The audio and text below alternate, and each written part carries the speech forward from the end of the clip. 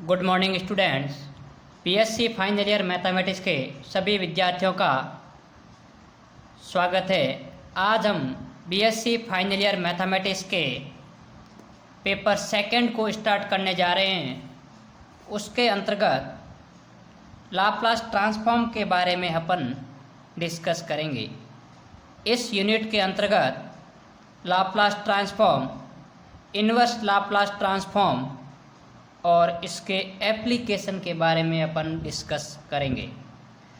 आज के इस फर्स्ट लेक्चर में अपन लाप्लास ट्रांसफॉर्म की डेफिनेशन और सम बेसिक फंक्शन के लाप्लास ट्रांसफॉर्म किस प्रकार फाइंड करते हैं उसके बारे में चर्चा करेंगे। लाप्लास ट्रांसफॉर्म का उपयोग कई प्रकार के इंटीग्रेशन को सॉल्व करने में किया जाता है तथा साथ ही डिफरेंशियल इक्वेशन को सॉल्व करने में भी किया जाता है, जो कि बाउंड्री कंडीशन के साथ में गिवन होती है। अब अपन देखते हैं कि लाप्लास ट्रांसफॉर्म को किस प्रकार डिफाइन करते हैं।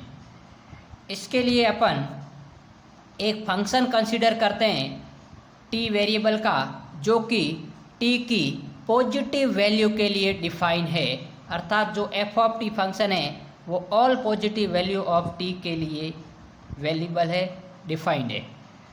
तब आपके पास में इस फंक्शन एफ ऑफ टी का जो लाप्लास होगा उसको अपन Laplace of F of T से डिनोट करते हैं, या फिर इसको अपन एफ ऑफ एस से भी डिनोट करते हैं।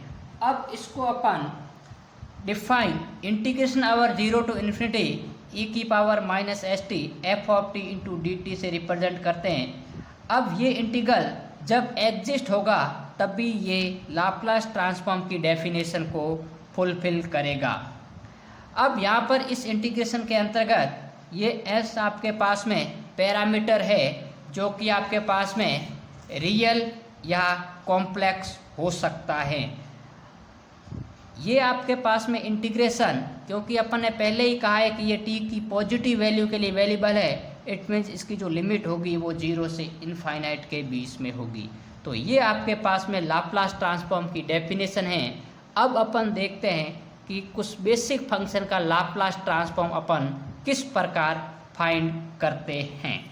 सबसे पहले अपन लाप्लास ट्रांसफॉर्म ऑफ 1 का निकालेंगे। अब यहाँ पर देखिए लाप्लास ट्रांसफॉर्म ऑफ 1 निकालेंगे तो इसमें फंक्शन की जगह 1 है, अर्थात इसमें यदि अपन डेफिनेशन में पुट भी करेंगे तो आपके पास में integration over 0 to infinity E की power minus S T, function की जगह 1 आ गया और डी टी। अब यहाँ पर इसको अपन इंटीग्रेट करेंगे तो ये आपके पास में इसका इंटीग्रेशन हो गया और इसकी लिमिट हो गई 0 टू इनफाइनाइट। अब अपन यहाँ देखते हैं कि आपके पास में अपन को पता है कि e की पावर माइनस इन्फिनिटी 0 होता है, इट मीन्स इसकी लो अपर लिमिट की वैल्यू 0 हो गई, माइनस आपके पास में 1/s, क्योंकि e की पावर 0 की वैल्यू हमेशा आपके पास में 1 होती है। अर्थात लाप्लास ऑफ 1 की वैल्यू 1/s आ गई आपके पास में। अब अपन देखते हैं लाप्लास ऑफ t किस प्रकार अपन फाइंड करते हैं। तो यहाँ पर फंक्शन की जगह आपके पास में t आ गया, इट मीन्स इसकी वैल्यू निकालने के लिए सबसे पहले इसको फॉर्मूले में सब्स्टिट्यूट करें तो यहाँ ई की power minus S T into T आ गया। अब यहाँ पर आपके पास में 2 फंक्शन आ गए तो इनको अपन आई लेट से सॉल्व करेंगे, जिसमें टी को फर्स्ट फंक्शन और ई की पावर माइनस एस टी को सेकेंड फंक्शन लेट करेंगे। अब इसका इंटीग्रेशन आपके पास में first function as it is integration of second function minus integration under differentiation of first function and integration of second function. तो यहाँ टी का आपके पास में टी के रेस्पेक्ट डिफरेंशिएट 1 हो गया। अब इसके अंतर्गत यदि अपन अपर लिमिट पुट करेंगे तो ई की पावर माइनस इन्फिनिटी 0 और लोअर लिमिट पुट करेंगे तो टी की जगह आपके पास में 0। अब ये आपके पास में ऑल ओवर 0 हो गया। इसमें देखेंगे तो वापस इसको अपन इंटीग्रेट करेंगे तो ये 1/s आ गया। अब इसमें अपर लिमिट पुट करेंगे तो 0 आ गया ई की पावर माइनस इन्फिनिटी, और लोअर लिमिट पुट करेंगे तो ये 1/s। तो ये आपके पास में इसके साथ मल्टीप्लाई होके 1/s² देगा। अर्थात अपन कह सकते हैं कि t का जो लाप्लास होगा वो 1/s² होता है। अब अपन देखते हैं कि एक जनरल वैल्यू लेते हैं t की पावर n और उसका लाप्लास किस प्रकार फाइंड करते हैं। अब इसमें जो n होगा वो आपके पास में कोई पॉजिटिव इंटीजर हो सकता है, इसकी वैल्यू 1 भी ले सकते हैं, 2 भी ले सकते हैं, 3 भी ले सकते हैं। तो यहाँ पर इसको अपन डेफिनेशन में पुट करेंगे तो e की power minus S T into आपके पास में डी टी हो गया। अब यहाँ पर इसको अपन यदि आइलेट से फर्स्ट और सेकंड फंक्शन से करने जाएं तो इसको अपन को n बार सॉल्व करना पड़ेगा। तो इसलिए अपन क्या करते हैं, इसको सिंप्लीफाई करने के लिए मैं एस टी की जगह x पुट कर देता हूँ। तो यहाँ से आपके पास में जो t की वैल्यू आएगी वो x बाई एस आ जाएगी और dt की वैल्यू आपके पास में dx अपॉन एस आ जाएगी। अब अपन देखते हैं कि इसमें यदि मैं एस टी की जगह x पुट करूँगा तो यहाँ पर देखिए आपके पास इसकी जगह x आ गया और t की जगह आपके पास में x बाई एस आ गया। अब यहाँ s की पावर n है और यहाँ 1 है तो यहाँ टोटल आपके पास में s की पावर n प्लस 1 हो गई। अब यहाँ पर ये जो आपके पास में वैल्यू है ये कांस्टेंट है, अर्थात इसको अपन ने बाहर ले लिया। अब रहा integration over 0 to infinity e की पावर माइनस x की पावर n dx। अब यदि आपके पास में ये फॉर्म n-1 के समथिंग होती है तो अपन जानते हैं गामा फंक्शन का ये फॉर्मूला होता है। तो मैं यहाँ -1 करने के लिए इसमें 1 ऐड कर देता हूँ और सब्सट्रैक्ट कर देता हूँ। तो ये जो आपके पास में कुछ एक्सप्रेशन दिख रहा है ये आपके पास में गामा ऑफ n+1 की वैल्यू होगी। और अपन जानते हैं कि gamma of n+1 n factorial के बराबर होगा। इट मीन्स ये लाप्लास ऑफ t की पावर n का जो आएगा वो n फैक्टोरियल अपॉन s की पावर n+1 होगा। इस प्रकार आपके पास में लाप्लास ऑफ t की पावर n अपन ने निकाला। अब अपन निकालते हैं लाप्लास ऑफ एक्सपोनेंशियल फंक्शन।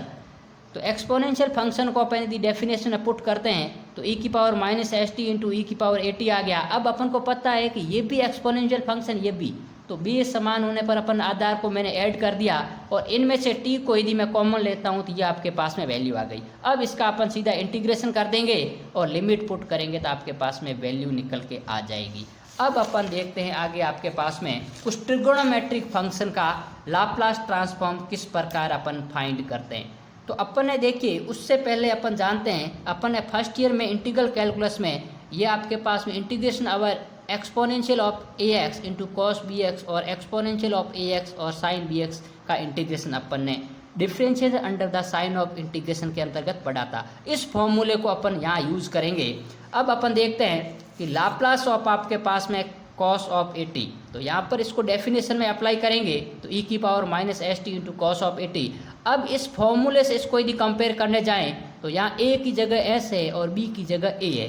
तो यहाँ पर e की पावर ए एक्स मतलब e की पावर माइनस एस टी हो गया upon A square plus B square अर्थात माइनस एस का स्क्वायर प्लस ए स्क्वायर, और यहाँ a cos B X A की जगह माइनस एस और cos A T plus A B sine B X, तो यहाँ ए साइन ए टी आ गया। अब यहाँ देखिए इसमें अपर लिमिट पुट करेंगे तो e की पावर माइनस इनफिनिटी टोटली 0 हो गया और अब लोअर लिमिट पुट करेंगे तो ये इसकी वैल्यू 1 हो गई और ये हो गया S square plus A square. अब कॉस ऑफ 0 1 होता है और साइन ऑफ 0 0, इट मीन्स आपके पास में ओनली फॉर माइनस एस आएगा। तो ये आपके पास में S upon S square plus A square cos of A T का लाप्लास आ गया। इसी प्रकार सिमिलरली साइन ए टी का लाप्लास ट्रांसफॉर्म भी आप निकालेंगे जिसमें आपके पास में ये वाला आप फॉर्मूला यूज़ करेंगे। अब अपन देखते हैं कि हाइपरबोलिक का अपन लाप्लास ट्रांसफॉर्म किस प्रकार निकालते हैं। लेकिन देखिए कॉस टी का और साइन टी का अपन निकाला तो अपन ने वो फॉर्मूला यूज़ किया, लेकिन हाइपरबोलिक में अपने पास में वो फॉर्मूला नहीं है। तो सबसे पहले मैं कॉस हाइपरबोलिक को और साइन हाइपरबोलिक को एक्सपोनेंशियल में कन्वर्ट करूंगा। तो कॉस हाइपरबोलिक होता है e की पावर x प्लस ई की पावर माइनस एक्स अपॉन 2 और साइन हाइपरबोलिक इस प्रकार होता है। तो अब अपन देखते हैं हाइपरबोलिक ऑफ कॉस कैसे आता है। तो देखिए hyperbolic of cos A T का लाप्लास ट्रांसफॉर्म तो डेफिनेशन के अंदर अप्लाई करेंगे तो integration over 0 to infinity e की power minus S T hyperbolic of cos A T into D T. अब यहाँ पर इसको अपन एक्सपोनेंशियल फंक्शन में कन्वर्ट करेंगे तो ये कुछ इस प्रकार आएगा exponential of A T plus exponential of minus A T upon 2। तो यहाँ पर आपके पास में देखिए पहले मैं इसको इसके साथ में ले लूँगा फिर इसको साथ में और अपन इंटीग्रेट को डिस्ट्रीब्यूट अलग अलग कर देंगे।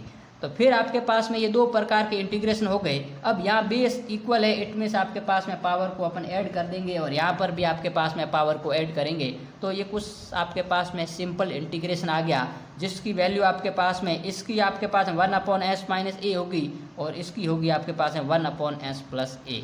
अब इनका एलसीएम लेंगे तो आपके पास में कुछ इस प्रकार का एक्सप्रेशन आएगा। ठीक है, तो ये होता है Laplace of hyperbolic of cos of A T का। इसी प्रकार आपके पास में Laplace of hyperbolic of sine A T का आप स्वयं निकालेंगे, जो कि a/s² माइनस a² होगा। आज के लेक्चर में अपन इतना ही देखेंगे। नेक्स्ट लेक्चर पार्ट 2 में अपन लाप्लास ट्रांसफॉर्म की प्रॉपर्टीज के बारे में डिस्कस करेंगे।